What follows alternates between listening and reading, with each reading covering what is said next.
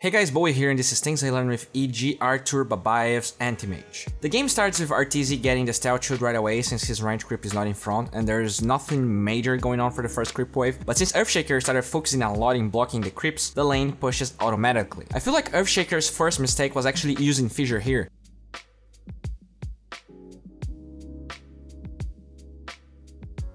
He would at least get decent creep equilibrium for the next wave, but instead he gives Arthur the chance to deny all of his creeps, and at this point he sets himself for disaster. Since Arteezy has 2 enemy range creeps and he's level 2, he can actually jump in like that to harass Earthshaker without worrying giving him too much experience, since the lane is pushing towards Arteezy. And also, since he already used at least 2 fissures, he loses mana mid-animation, and this is already a big victory for our Canadian boy. That victory was actually pretty massive, forcing Earthshaker to go for a play like this one, willing creeps towards his lane. A lot of people in Arthur's shoes will tank or delay the creeps since they have so much spare regen. Instead, our boy actually pulls them towards the large camp. So not only he is saving regen, he's actually farming more gold. The tricky part here is that Arthur, by looking at the lane, knows that his creep wave didn't die, so he's not pulling to farm everything now. He's just delaying the creep wave while also getting extra gold, and now he can make both creep waves meet. Close to his range creeps, by the way, which gives him always the creep equilibrium advantage. But yeah, it ended up not being as crispy as Arthur wanted, since the damn melee creep destroyed his plans, but you get the idea what he wanted to achieve. And anyways, Arthur is level 5 while Earthshaker is level 2, so this is massive. Since he got such a great laning phase, Arthur has the chance to play super efficient with his large camp. Pushes his creeps aggressively, but not in a way that he pushes too fast. Ideally, you also don't want all of your creeps alive, or else they will do enough damage to the next creep wave in a way that increases the chances of enemy creeps dying, and you don't want that because you want to farm everything. You're playing anti-mage. His tech pulls it perfectly, and again we see the same pattern. He sends enough creeps that he holds the next creep wave for a little bit, and he pulls it again without stacking this time.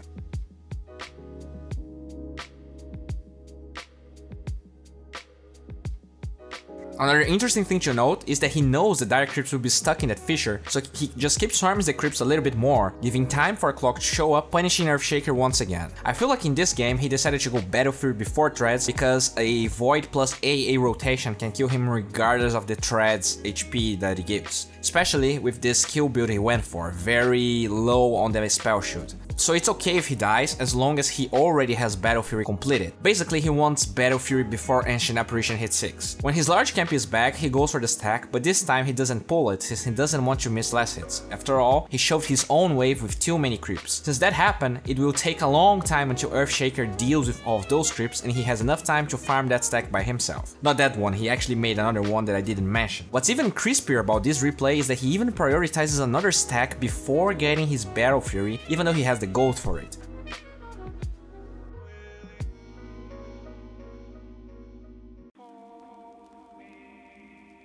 He goes for the side shop and guess what? A little bit afterwards he buys a Quelling Blade, and the damage from Quelling Blade and Battle Fury stacks, so suck that Oath Frog, you can nerf Iron Talon and Quelling Blade interaction, but this actually works, and with a 200 gold item he actually increases his damage substantially and farms that stack super fast even without treads. He can also farm this Ancient Camp since he was so conservative and careful with creep aggro at the beginning of the game that he was able to save his salve until this point. If you look at the map, without Void's vision he is jungling 100% until he sees him. You can see that the minute Void shows up, he's already pinging the location and he even clicks him to see what's up. There's no TP on Void, which means he can finally go back to the lane and push it. Even though Arthur was playing very careful, he eventually gets found by a smoke gank, which is pretty sad.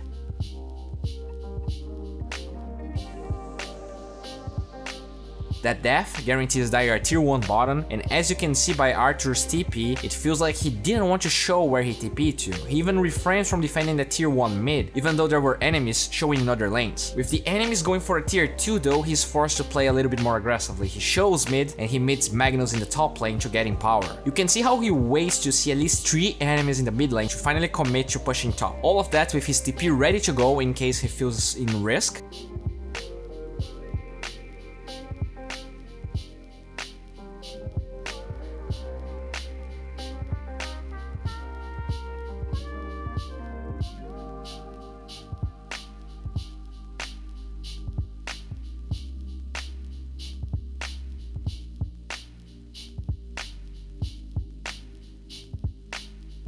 And he also even scans the area between tier 2 and tier 3 to feel more safe, and thanks to his wards, he is able to lure everyone there while he goes to a complete opposite part of the map, split pushing 101.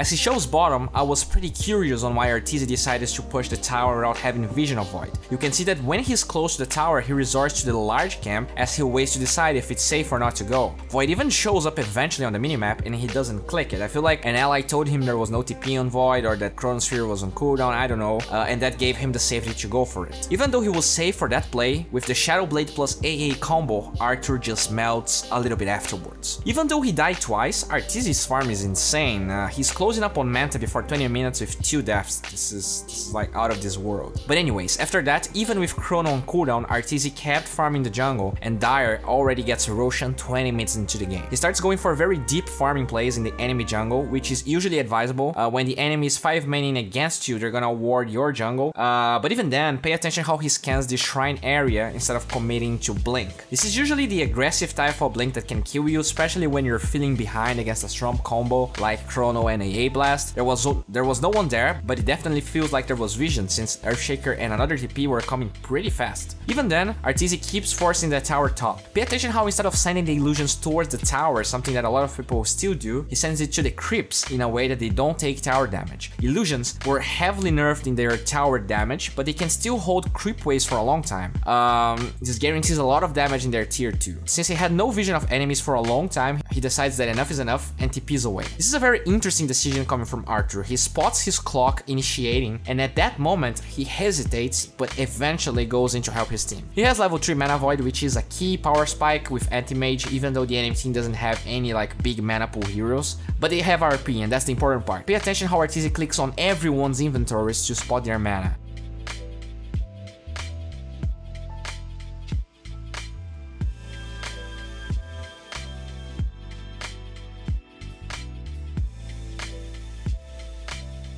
There was no easy target, but with a crispy RP from Magnus paired up with an instant in power, they take a great fight, which could actually result in Arthur surviving and killing Void if it was not for that bash. It's actually amazing that he also goes for Void, knowing that his Cliff would finish off Sniper. This is just a great fight, even though Arteezy ends up dying.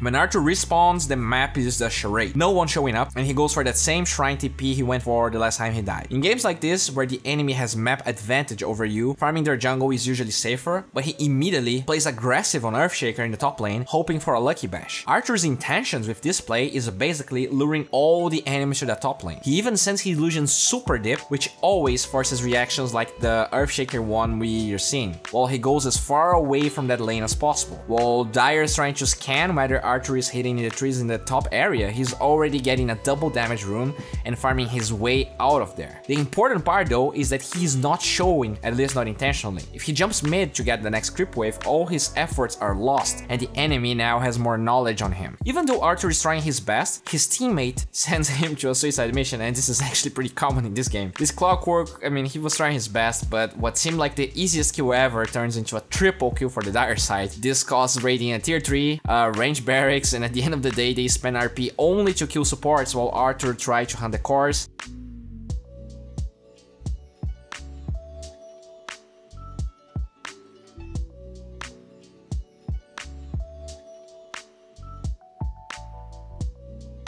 And also Void kills Magnus. In the end, it's actually fine, since they know that Dire won't go high ground like that, but it's still pretty terrifying. With Chrono on cooldown, Arthur feels a little bit more free to do whatever he wants, but with Echo ready, he needs to retreat immediately. So he keeps using his illusions to draw attention towards the Dire tier 2, while he goes low-key for a little bit. It keeps getting worse though. Arthur sees the Dire team fighting and tries to engage aggressively in the bottom lane, but Void was actually ready for him, even without Chrono. Arthur got superbly unlucky here. He gets time dilated with his blink, needing only 1 second to get ready. There's no way out since he already used his Manta in the mid lane, and the Billy barracks fall.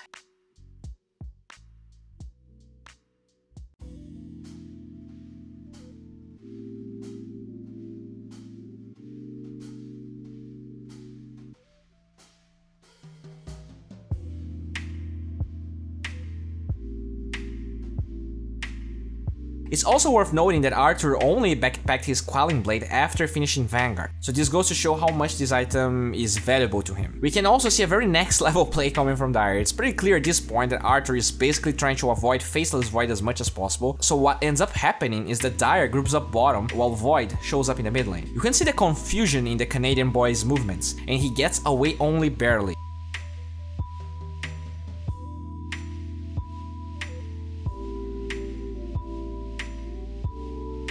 This stage, there is no room for error. Even though he can see Void bottom, Arthur doesn't even attempt the mid tier 1. He finished his Abyssal Blade and has no buyback, and he knows that one death is enough for them to lose the game. So he cannot go for aggressive plays. But wait a minute, this play is actually very good. Hasta is top, with a very aggressive lane pushing their tier 3, which will definitely draw the attention necessary for this crispy play.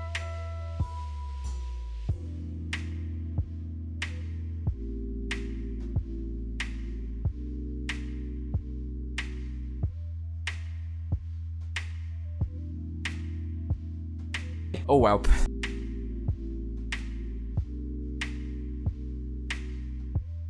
Clock keeps going for very high risk, low reward plays, and as I said, Anti-Mage has no buyback. Luckily, or maybe because Dire thought that AEM had buyback, they played very slow. Razor pops Void Ages since no one was like really trying to get to the tower, and the siege continues very slowly, to the point that they only take the tier 3 and retreat. What ends up winning this game is straight up Arteezy being super confident, jumping with zero fear on Earthshaker. If you pay attention to the minimap, he has a glimpse of vision of both Earthshaker and Void here.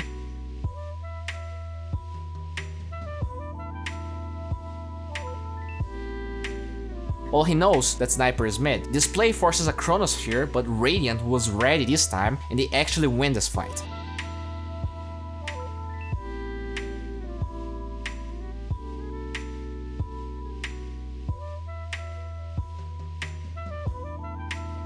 What really marked me in the next minute is how Arteezy actually goes mid instead of top. It's expected that the enemy being far ahead results in buybacks being available, meaning that if they all clump up top and 2 heroes buyback, they will get 0 structures down, Glyph will probably be popped too. So what Arteezy does is he goes mid, he pushes the lane, and then he goes top. He knows that the Glyph and buybacks will be forced. He also knows that Chronosphere is down. Magnus Cone actually steps up his game super hard here.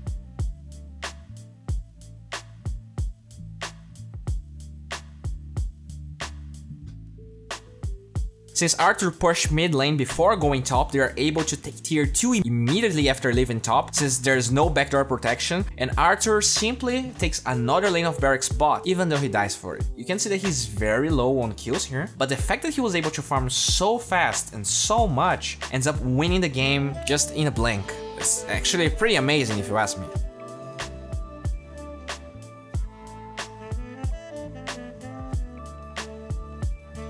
The madness of this game starts developing in weird dialogues between the Radiant lineup, but that also strengthens their bonds to what is one of the biggest AEM comebacks of this channel. This is where it gets juicy and crispy and moist. Radiant knows that their forced buybacks are more important than a lane of barracks, and since Dire pushes so slow, they have the advantage of being able to hold into their own while they just lose their bottom barracks. Magnus even debased them while Shaman wastes his wards mid completely. This only enhances Arteezy's NA pub senses to the utmost level. Thank God they have a tier 2 top. Because yeah. A weird fight that somehow leads up to Void being dead and pretty much the entire Dire team dying ensues, and that's how you play Anti-Mage.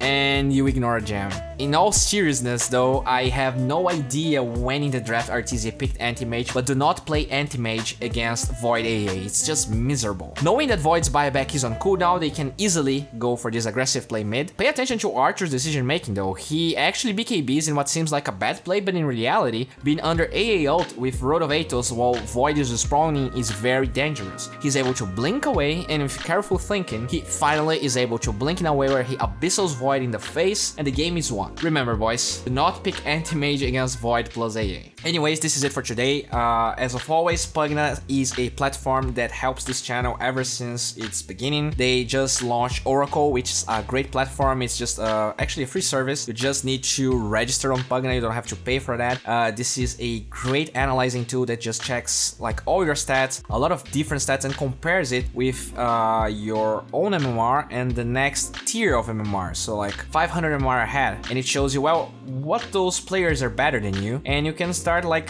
looking at your play and like remembering those stats and seeing what are your constant mistakes. I feel like this is a pretty interesting tool. Check it out. If you're interested in improving, this is something that you can definitely use to your advantage. Guys, I just want to remember everyone that I am streaming daily now. I am streaming daily. I am trying my best to get my MMR up. I promised 400 MMR to BSJ, and I have to keep my promise, so just check it out. It's D.Bowie with a 3 at the end. Well, I mentioned BSJ. He's coaching me every Sunday, so I mean, subscribe to his Twitch channel as well. Subscribe to my Twitch channel as well. I mean, I'm doing my best here. And yeah, guys, this is it for today.